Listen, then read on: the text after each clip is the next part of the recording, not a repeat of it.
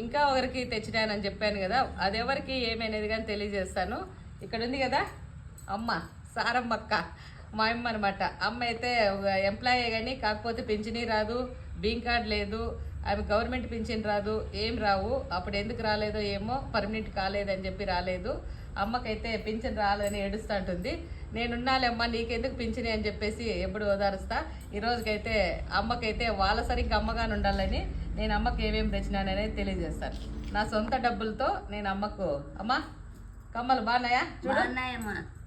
కమ్మల కాలు చూడలేదు, ఏమట్లా వీడియో కాల్ చూస్తున్నావా? దండ లేదు నాకు, వాళ్ళకి తెచ్చినావు అంటాటివి. ఈరోజు నీకు దండగాని తెచ్చినా, తర్వాత కమ్మలు కానీ తెచ్చినాను. ఆనందమేనా ఇప్పుడు? నాకు సంతోషమైన మా ఆనందం. నాకు అన్ని ఏ లోటు లేకుండా చూస్తున్నారు కాబట్టి ఇలా మీ రుణము నేను ఏ విధంగా తీర్చుకోవాలో నాకే అర్థం కావడం లేదు.